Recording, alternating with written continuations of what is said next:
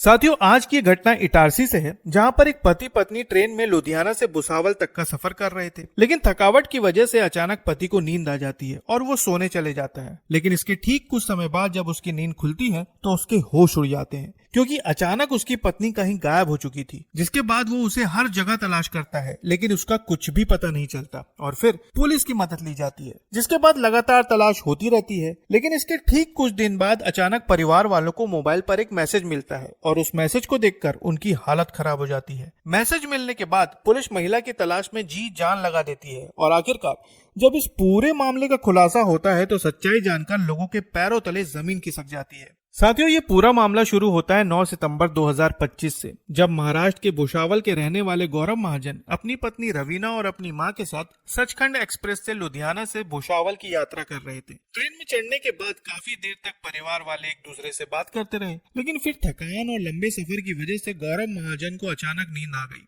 लेकिन जब उनकी नींद इटारसी स्टेशन पर खुली तो उनकी निगाहें सबसे पहले अपनी पत्नी रवीना और मां को तलाशने लगी। उनकी मां तो वहीं पर थी, लेकिन रवीना अपनी सीट पर मौजूद नहीं थी। उन्हें लगा कि शायद वो वॉशरूम की तरफ गई होगी, लेकिन काफी देर तक जब वो वापस नहीं लौटी तब गौरव रवीना को ढूंढने के लिए वॉशरूम की तरफ चला गया। वॉशरूम के पास पहुंचकर उसने अपनी पत्नी को आवाज लगाई, लेकिन वहां पर कोई नहीं था और यहीं से गौरव को घबराहट होने लगी।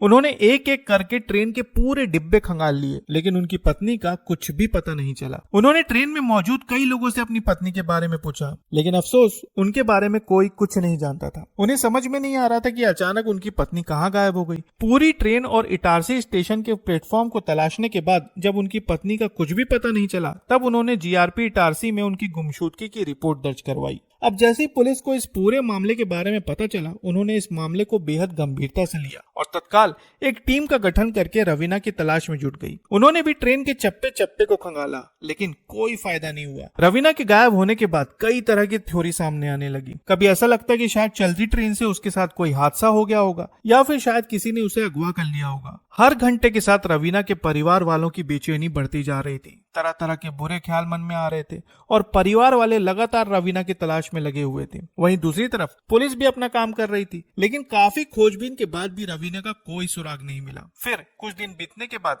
12 सितंबर 2025 को गौरव महाजन के बड़े भाई सौरभ महाजन के मोबाइल पर एक बेहद चौंकाने वाला मैसेज आया। मैसेज रवीना के मोबाइल से भेजा गया था और जैसे ही परिवार के लोगों ने देखा कि रवीना के मोबाइल से मैसेज आया तो कुछ पल के लिए परिवार वाले बेहद खुश हुए, लेकिन उनकी खुशी ज्यादा देर तक टिक नहीं पाई, क्योंकि जैसे ही उन्होंने उस मैसेज को ओपन किया उसे देखकर उनके पसीने छूटने लगे। उस मैसेज में रवीना की तस्वीर थी, जिसमें उसके हाथ पैर बुरी तरह से बंधे हुए थे और उसे देखकर साफ पता चल रहा था कि किसी ने उसे अगवा कर लिया है। मैसेज में तस्वीर के साथ साथ एक संदेश भी था, जिसमें साफ साफ लिखा था कि अगर रवीना को जिंदा देखना चाहते हो तो 12 लाख रुपए का इंतजाम कर लो, नहीं तो रवीना फिर किसी को दिखाई नहीं देगी। इस मैसेज को देखने के बाद परिवार वाले बुरी तरह से घबरा गए और उन्होंने तत्काल इस मैसेज को पुलिस वालों को दिखाया। मैसेज पढ़ते ही पुलिस को समझ में आ गया कि मामला बेहद ज्यादा गंभीर है। जिसके बाद रवीना की तलाश में पुलिस ने साइबर सेल की मदद ली। साथ ही इटारसी और उसके आसपास के सभी स्टेशनों के सीसीटीवी फुटेज खंगाले गए। अब एक तरफ पुलिस की साइबर टीम रवीना के मोबाइल लोकेशन को ट्रैक करने की कोशिश कर रही थी, वहीं दूसरी तरफ सीसीटीवी के हर एक फुटेज को बारीकी से खंगाला जा रहा था। हर एक फुटेज को बारीकी से खंगालने के बाद उन्हें अचानक एक फुटेज में रवीना दिखाई दी।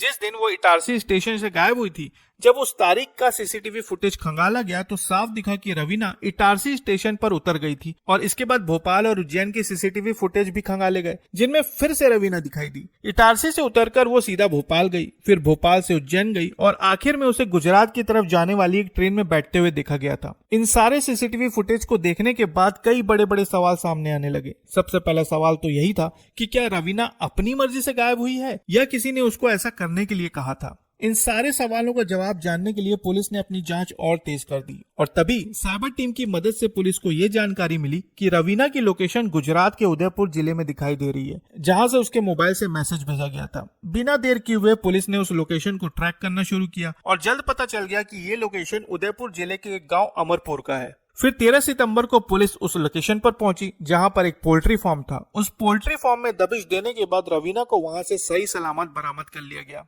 और फिर सारे सवालों का जवाब जानने के लिए पुलिस ने उससे पूछताछ शुरू की। शुरुआती पूछताछ में रवीना कुछ भी बताने को तैयार नहीं थी, लेकिन फिर जैसे जैसे सवालों की संख्या बढ़ती गई तो एक समय बाद रवीना ने सच उगलना शुरू किया। जब उससे पूछा गया कि क्या वाकई में तुम्हें किसी ने अगवा किया था या ये तुम्हारा ही प्लान था, तब उसने स्वीकार किया कि उसने खुद ही अपने अगवा होने की योजना बनाई थी ताकि परिवार वालों से पैसे हड़प सके और अपने ससुराल वालों को परेशान कर सके। इस खुलासे के बाद पुलिस ने रवीना पर संबंधित धाराओं के तहत मामला दर्ज किया है और आगे की जांच अभी जारी है।